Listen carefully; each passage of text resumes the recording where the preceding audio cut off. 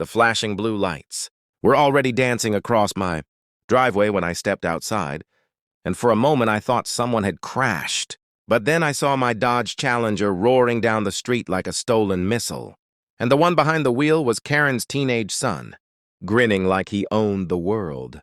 Karen stood in my yard, barefoot, waving her arms at the cops and screaming, "Don't chase him! It's his car! He's just borrowing it!" She pointed at me like I was the problem. I looked at her, stunned, because I had the keys in my pocket. Yet my car was gone, flying through red lights while a squad car tore after it. I stepped closer and she shoved her hand in my face. "You better not lie right now," she hissed.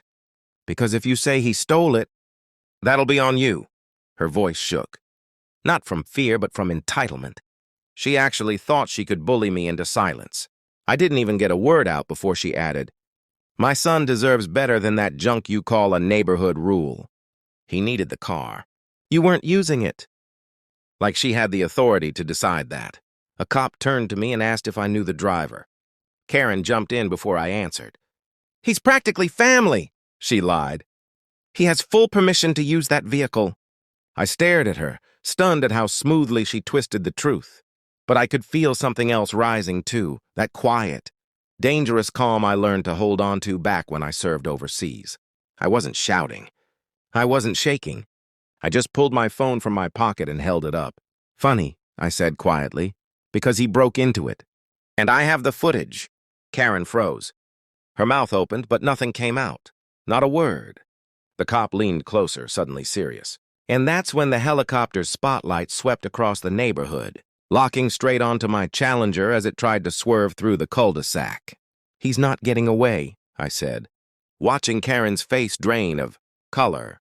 Karen's scream cut through the street the moment the helicopter's beam tightened over her son. She grabbed my arm like she suddenly had the right to touch me and shouted, "Tell them to stop! He'll listen to you! Just make them stop the chase!" Her nails dug in, but I didn't move.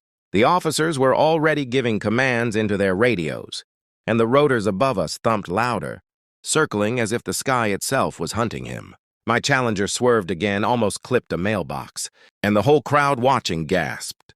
Karen covered her face like she couldn't believe what was happening. Yet she caused every bit of it.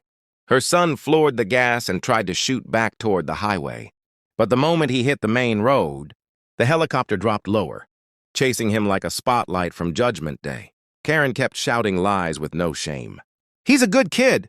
He's nervous. He only took it because this man threatened him." She pointed at me like I was some villain hiding behind the cops.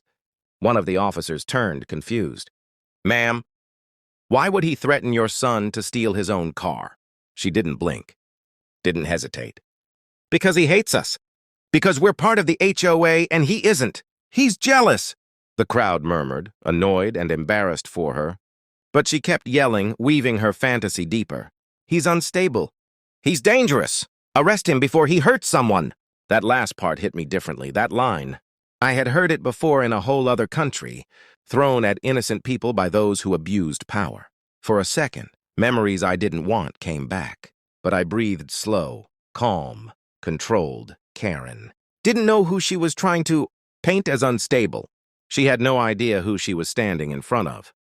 The radio on the cop's shoulder crackled. "Vehicle attempting U-turn.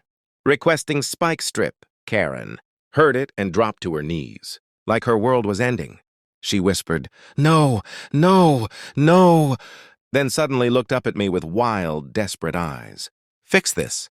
You're responsible for everything happening. If they stop him, his future is over. If his future is over, I swear I will destroy yours." I just stared at her, letting the silence sit heavy. Someone behind us murmured, "She's lost it." And I saw how the officers exchanged looks, piecing things together.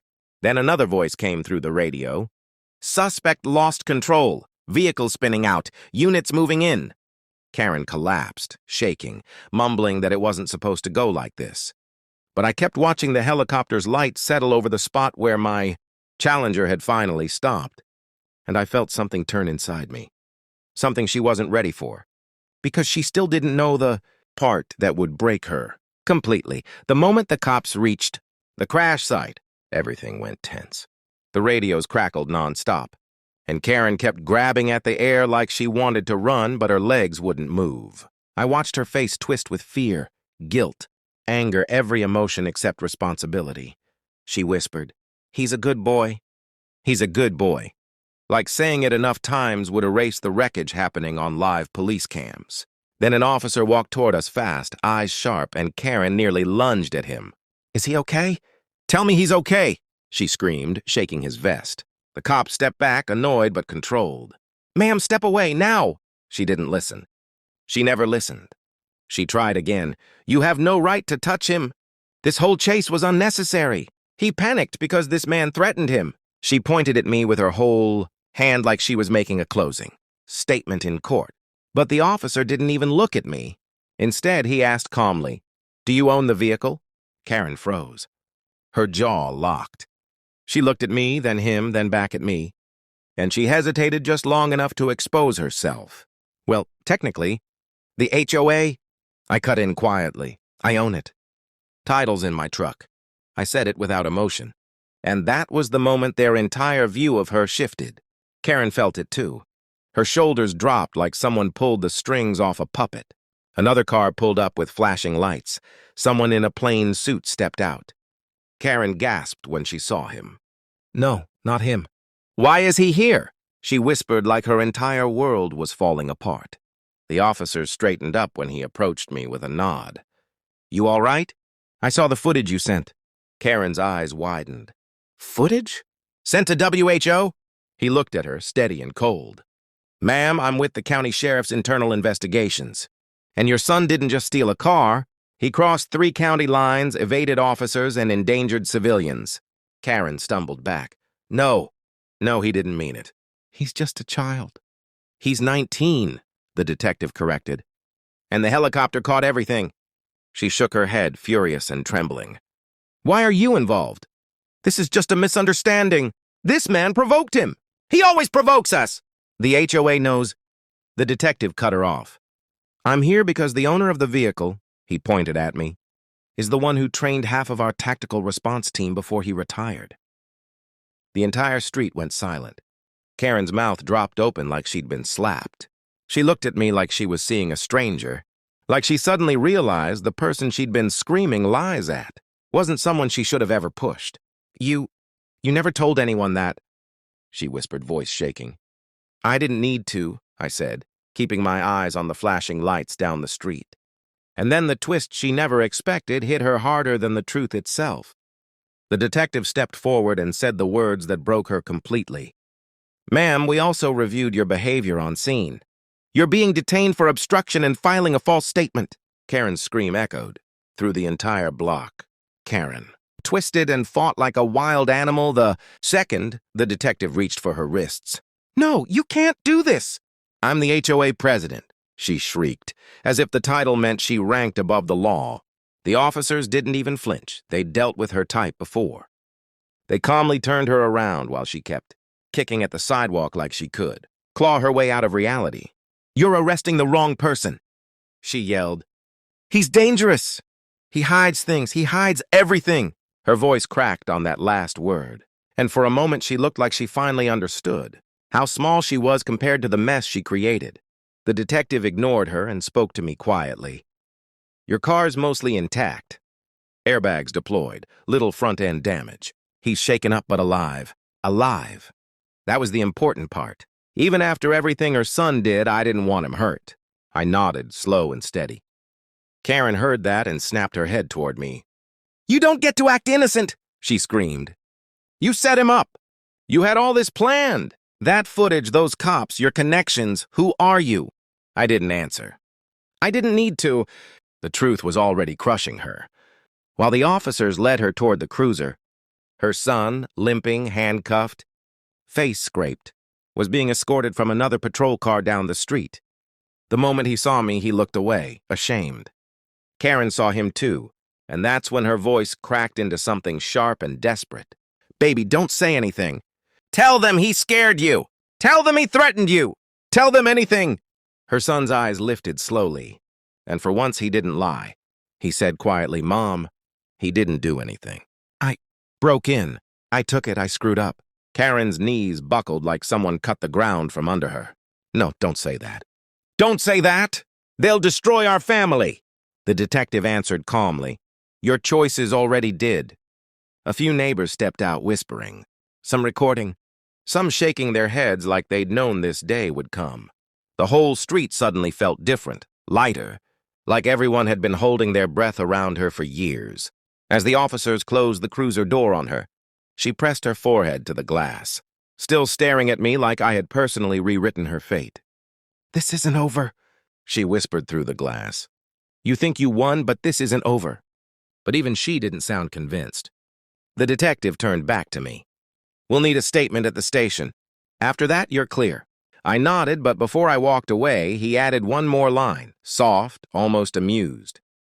You know, she kept insisting you were some unstable neighbor. Funny thing is, you were the calmest person here. I just gave a small half-smile. Because calm wasn't the whole truth. I stayed calm.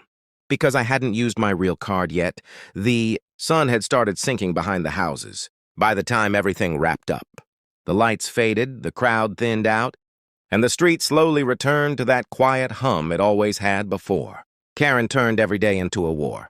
After giving my statement, I walked back home, dust on my boots, the echoes of her yelling still, hanging in the air like smoke that refused to drift away. But the night wasn't done with her. As I reached my porch, the detective pulled up again. No lights, no sirens, just a calm roll and a heavy silence. He stepped out with a stack of papers, and I knew this wasn't casual. Wanted to drop this off personally, he said, handing me a sealed envelope. Since she kept threatening you with the HOA, figured you should see this. I opened it slowly. It was a formal letter from the county clerk. Inside was a record showing the HOA. Karen loved to weaponize didn't even exist legally anymore. They'd lost their registration 2 years ago for unpaid fees and internal fraud. All the fines, threats, notices, every single thing she used to bully the neighborhood had zero legal standing. She'd been ruling a kingdom made of paper. She knew. The detective said quietly. Someone reported it last year. She ignored it. Kept acting like she controlled you all. I shook my head, almost laughing at the absurdity. All that power she waved around wasn't real, not even a little. And then he added the final twist, one I wasn't prepared for. She also used HOA funds, what little was left, to pay off her son's previous mess. Car damages, school trouble, a few incidents she hid. When she realized the money was gone, she tried acting like nothing changed. She was terrified of losing control. I stared at him. That explained everything. The aggression, the lies, the desperation. She's facing charges for that too, he said. Fraud, tampering, obstruction, maybe more. Karen wasn't just entitled. She was drowning, and she tried dragging everyone with her. Before he left, he looked at me with a small, knowing smirk. She kept asking who you really were. Want me to tell her? I shook my head. No need. Let her wonder. He nodded and drove off, leaving me standing in the quiet evening, the phantom rumble of my Challenger still in my chest. As I stepped inside, my phone buzzed. An alert from the tow yard saying the car had been recovered and was ready for pickup. Minor damage, nothing I couldn't handle. I sat on the edge of my bed for a moment, finally letting the weight of the day settle. She stole my peace. Her son stole my car. They tried to twist the truth, rewrite the story, and blame me for everything. But in the end, truth wins slower, but it wins harder. And the last thing Karen saw, before that cruiser door closed, was the one thing she feared most. A man she couldn't control. A situation she couldn't spin. And consequences she couldn't escape. I whispered the words she hated hearing the most. You don't own anything here. And for the first time in years, the neighborhood finally felt like it belonged to us again.